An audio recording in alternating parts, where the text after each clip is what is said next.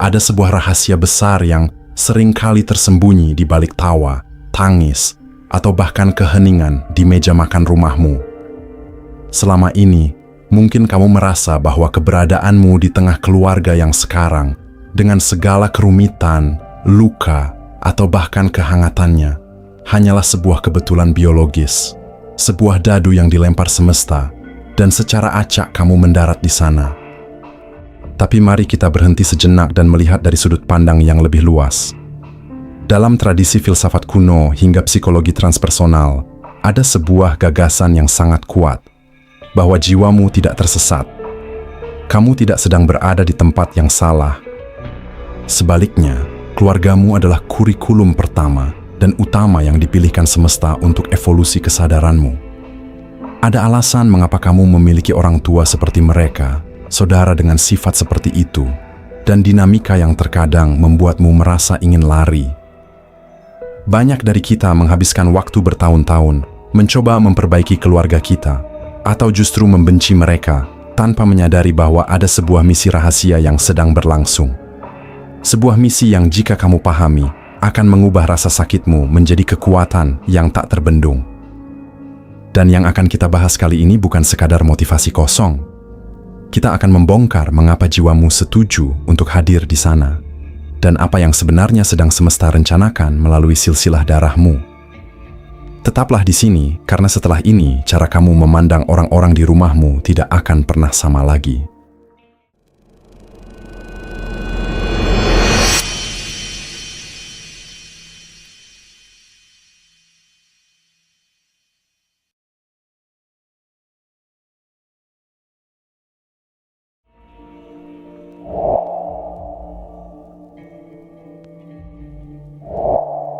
Sahabat, kehadiranmu di dunia ini tidak dimulai dari sebuah kekosongan.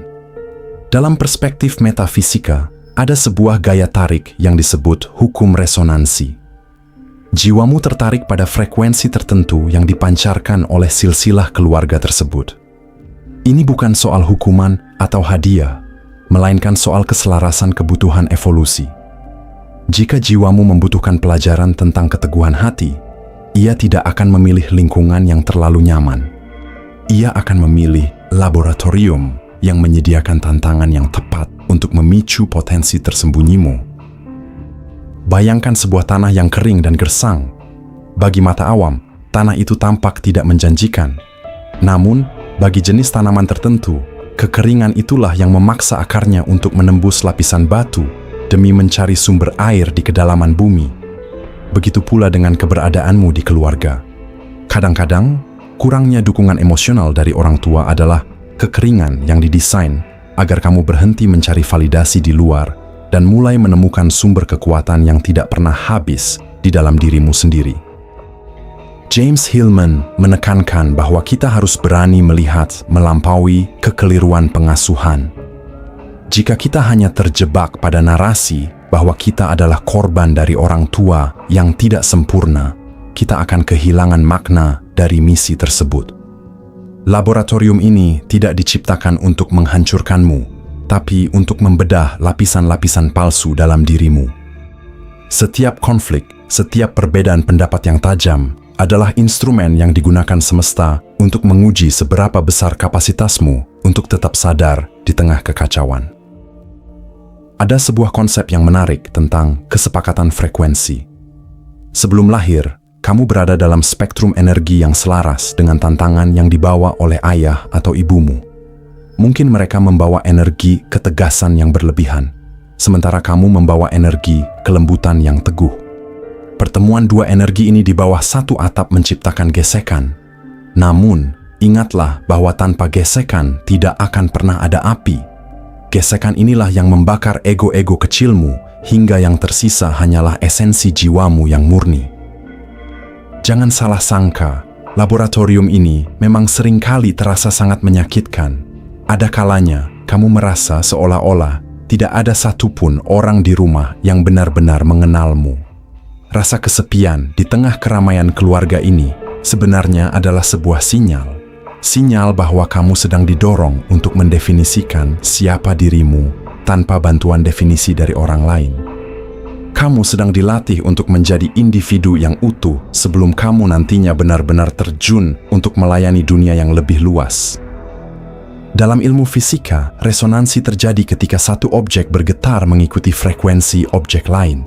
Jika keluargamu penuh dengan kecemasan dan kamu merasa terganggu, itu artinya ada bagian dari dirimu yang masih beresonansi dengan kecemasan tersebut.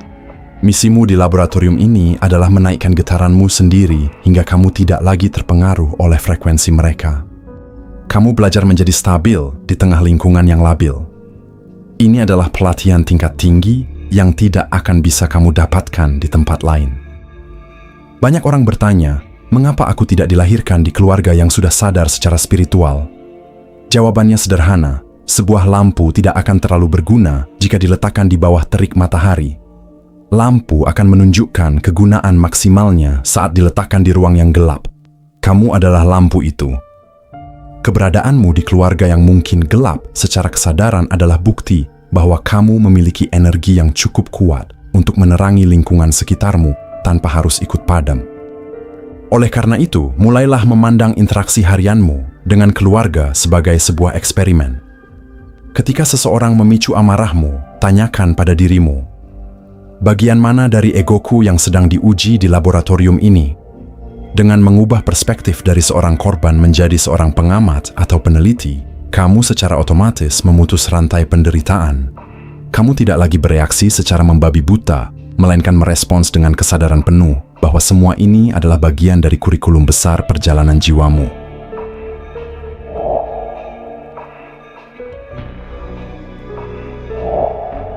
Sahabat kata inspiratif. Setiap keluarga memiliki apa yang disebut sebagai bayangan kolektif. Ini adalah kumpulan trauma, rahasia, dan emosi-emosi yang tidak pernah diproses oleh kakek, nenek, atau buyutmu. Energi ini tidak hilang begitu saja. Ia mengalir melalui garis darah, seperti sungai yang membawa limbah. Limbah ini bisa berupa pola kemiskinan yang terus berulang, pola pengkhianatan dalam hubungan, atau penyakit fisik yang akarnya adalah beban pikiran. Disinilah peranmu menjadi sangat krusial sebagai penawar dari racun-racun masa lalu itu. Kamu mungkin sering merasa memiliki standar moral atau impian yang sangat berbeda dengan keluargamu. Mereka mungkin merasa puas dengan zona nyaman, sementara kamu selalu merasa ada panggilan untuk sesuatu yang lebih besar. Ini bukan tanda bahwa kamu sombong, melainkan tanda bahwa kamu membawa mutasi kesadaran. Semesta sengaja menempatkan satu individu dengan kesadaran yang sedikit lebih tinggi di setiap generasi untuk memastikan bahwa beban leluhur tidak menumpuk hingga menghancurkan seluruh silsilah tersebut. Dalam psikoterapi sistemik, kita mengenal istilah loyalitas buta. Seringkali, seorang anak secara tidak sadar tetap menderita atau gagal dalam hidup karena merasa tidak enak jika harus lebih sukses atau lebih bahagia daripada orang tuanya. Ini adalah racun yang paling halus. Misi rahasiamu adalah menghancurkan loyalitas buta ini.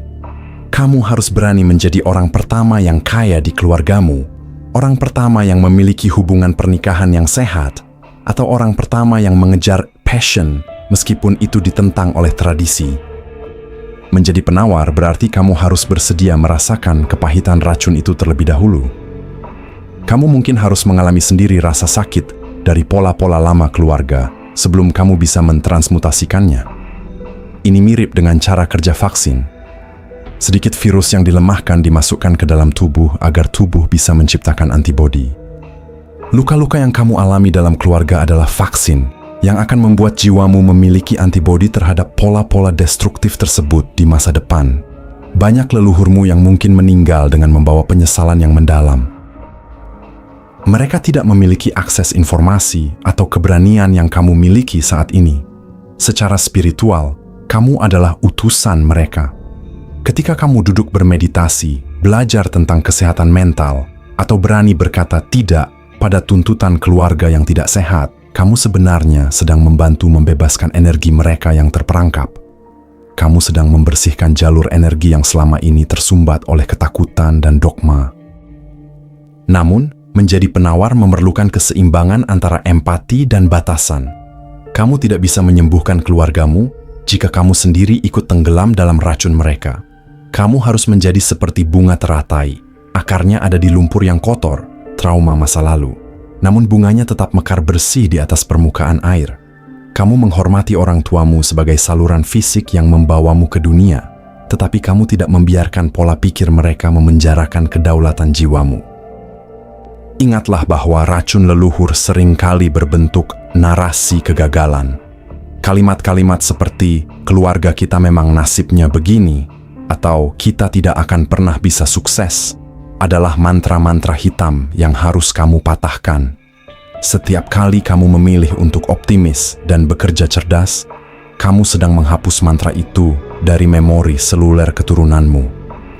Kamu sedang menulis ulang kode genetik kesuksesan untuk anak cucumu nanti, sehingga mereka tidak perlu memulai dari titik nol seperti dirimu. Misi ini memang sunyi dan seringkali tidak mendapatkan tepuk tangan dari keluargamu sendiri. Malah, mereka mungkin akan menganggapmu sebagai pemberontak atau anak yang tidak berbakti. Tapi sadarilah, perubahan sejati selalu diawali dengan resistensi. Kamu tidak butuh persetujuan mereka untuk menjadi penawar bagi mereka. Cukup dengan menjadi dirimu yang paling otentik, paling sehat, dan paling bahagia, kamu sudah menyelesaikan misi rahasia itu dengan sempurna. Cahaya kesadaranmu akan bekerja secara otomatis memurnikan silsilah darahmu.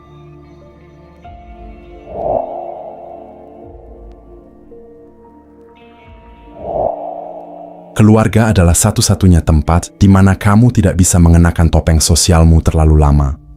Di depan teman atau rekan kerja, kamu bisa tampil sebagai pribadi yang sabar dan bijaksana. Namun, di hadapan orang tua atau saudara kandung, seluruh pertahananmu runtuh. Mengapa? Karena mereka adalah cermin yang didesain semesta untuk memantulkan bagian-bagian dari dirimu yang paling ingin kamu sembunyikan atau abaikan. Jika ada sifat orang tuamu yang sangat memicu amarahmu, besar kemungkinan itu adalah pantulan dari shadow atau sisi bayanganmu sendiri yang belum terintegrasi. Carl Jung sering menekankan bahwa apapun yang kita benci pada orang lain sebenarnya adalah proyeksi dari hal-hal yang tidak kita sukai dalam diri kita sendiri. Ketika kamu merasa kesal karena saudaramu dianggap malas, mungkin cermin itu sedang bertanya, apakah kamu terlalu keras pada dirimu sendiri sehingga tidak mengizinkan dirimu beristirahat? Setiap konflik di meja makan adalah undangan untuk melakukan audit batin. Tanpa cermin yang mengganggu ini, kamu mungkin akan hidup dalam ilusi bahwa kamu sudah sempurna, padahal ada banyak luka yang hanya bisa dipicu melalui interaksi keluarga. Misi rahasia di balik cermin ini adalah untuk membantumu mencapai integritas. Seringkali kita membenci kelemahan orang tua kita, karena kita takut kelemahan itu juga ada di dalam diri kita. Namun, saat kamu mulai berani menatap cermin itu tanpa rasa menghakimi, keajaiban mulai terjadi. Kamu mulai menyadari bahwa kemarahan ayahmu mungkin adalah bentuk perlindungan diri yang salah arah, dan kamu melihat benih kemarahan yang sama di dalam dirimu. Dengan mengakuinya, kamu berhenti memproyeksikannya, dan cermin itu tidak lagi terasa menyakitkan. Pernahkah kamu memperhatikan bahwa kamu seringkali menarik pasangan atau sahabat yang memiliki sifat mirip dengan orang tuamu? Ini adalah bukti bahwa cermin keluarga terus membuntuti hingga kamu menyelesaikan pelajarannya. Jika kamu belum belajar menetapkan batasan terhadap ibu yang manipulatif, semesta akan mengirimkan atasan atau pasangan yang memiliki pola serupa. Keluargamu adalah tempat latihan paling aman untuk belajar menyelesaikan konflik tersebut sebelum kamu menghadapinya dalam skala kehidupan yang lebih luas. Cermin keluarga juga berfungsi untuk menunjukkan potensi yang terkubur. Kadang, kita melihat anggota keluarga yang sangat berbakat, namun menyia-nyiakan hidupnya. Rasa sakit saat melihat mereka bisa jadi adalah refleksi dari ketakutanmu akan kegagalanmu sendiri. Cermin itu berbisik agar kamu tidak mengikuti jejak yang sama. Melalui pengamatan terhadap apa yang salah pada mereka, kamu mendapatkan kompas yang sangat akurat tentang apa yang benar untuk langkah hidupmu ke depan. Kedaulatan diri hanya bisa diuji melalui tekanan. Jika semua orang di keluargamu selalu setuju denganmu, kamu tidak akan pernah tahu siapa dirimu yang sebenarnya. Ketidaksamaan pendapat, kritik, bahkan penolakan dari keluarga adalah alat amplas yang menghaluskan karaktermu.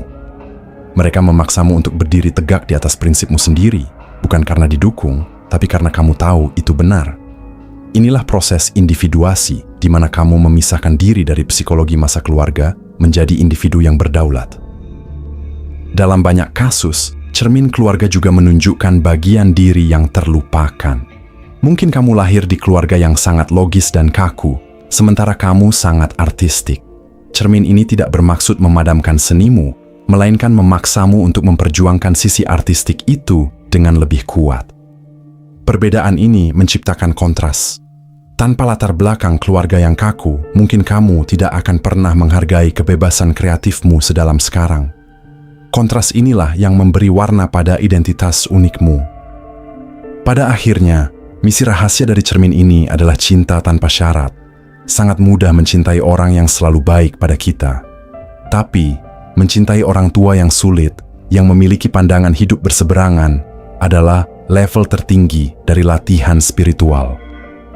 Itu tidak berarti kamu harus setuju dengan perilaku mereka, tapi kamu belajar untuk melihat melampaui perilaku tersebut dan mengenali esensi manusia di baliknya. Saat kamu bisa menatap cermin yang retak itu dengan rasa damai, itulah tanda bahwa misimu di bagian ini telah selesai.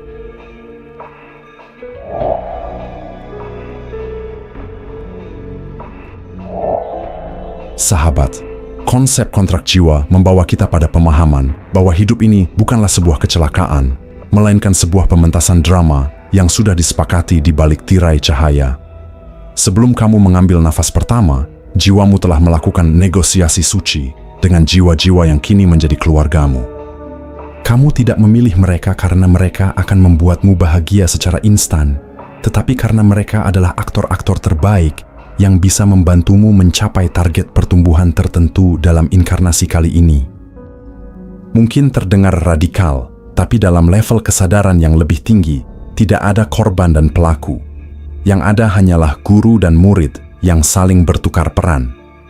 Jiwa yang menjadi ayah yang absen dalam hidupmu mungkin adalah jiwa yang sangat mencintaimu di dimensi lain, sehingga ia bersedia mengambil peran antagonis yang menyakitkan hanya agar kamu belajar tentang kemandirian yang luar biasa. Ia mengorbankan hubungannya denganmu di bumi demi evolusi jiwamu yang lebih besar. Ini adalah pengorbanan spiritual yang sangat mendalam. Kontrak jiwa ini juga menjelaskan mengapa ada ikatan batin yang sangat kuat meski hubungan fisiknya rusak. Kamu merasa terikat secara emosional, bukan hanya karena darah, tapi karena ada janji yang belum tuntas. Ada pelajaran tentang pengampunan, tentang melepaskan keterikatan, atau tentang menemukan harga diri yang harus diselesaikan. Selama pelajaran itu belum dipetik, rasa terikat itu akan terus ada, memanggilmu untuk menyelami makna di balik penderitaan yang kamu rasakan. Seringkali, kontrak jiwa melibatkan apa yang disebut sebagai karma kelompok. Kamu lahir di keluarga tertentu karena jiwamu memiliki frekuensi yang serupa untuk menyelesaikan suatu urusan kolektif. Misalnya, sebuah keluarga yang secara turun-temurun terjebak dalam rasa malu. Kontrakmu mungkin adalah menjadi orang yang membawa kebenaran dan transparansi ke dalam keluarga tersebut. Kamu menyetujui peran ini karena kamu tahu bahwa hanya dengan masuk ke dalam sistem itulah kamu bisa mengubahnya dari dalam. Memahami kontrak jiwa akan menghapus rasa dendam yang berkarat. Ketika kamu menyadari bahwa orang tuamu hanyalah manusia yang juga sedang menjalankan kontrak mereka sendiri, lengkap dengan keterbatasan dan luka mereka, kamu mulai melihat mereka dengan kacamata belas kasih. Mereka bukan sengaja ingin menghambatmu. Mereka hanya sedang memainkan naskah yang mereka pahami. Dengan menyadari hal ini, kamu mendapatkan kunci untuk mengakhiri kontrak tersebut secara elegan dan memulai lembaran baru sebagai pencipta realitasmu sendiri. Neville Goddard sering mengingatkan bahwa dunia adalah kamu yang diproyeksikan keluar. Dalam konteks kontrak jiwa, orang-orang di keluargamu memainkan peran mereka sesuai dengan konsep dirimu. Jika kontrak jiwamu adalah belajar tentang keberhargaan diri, maka orang-orang di sekitarmu akan memperlakukanmu seolah-olah kamu tidak berharga, sampai pada titik di mana kamu dipaksa untuk menyatakan, "Aku berharga," terlepas dari apapun yang mereka katakan. Begitu kamu menguasai pelajaran itu, perilaku mereka biasanya akan berubah atau mereka akan kehilangan kekuatan untuk mempengaruhimu.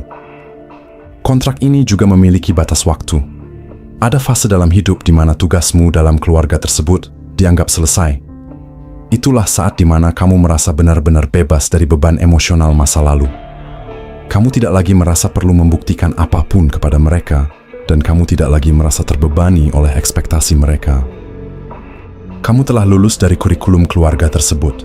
Kamu tetap mencintai mereka, namun kamu tidak lagi terikat oleh drama mereka.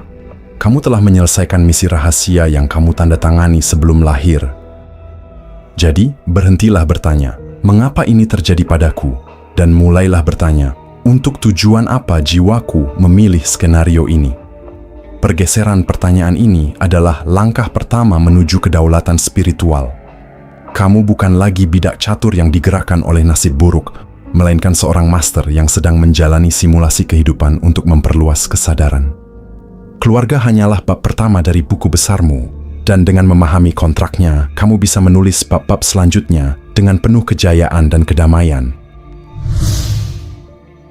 Sahabat Kata Inspiratif, jika hari ini kamu masih merasa berat dengan beban keluarga, ketahuilah bahwa beban itu adalah beban yang sanggup kamu panggul. Semesta tidak pernah salah menempatkan prajuritnya.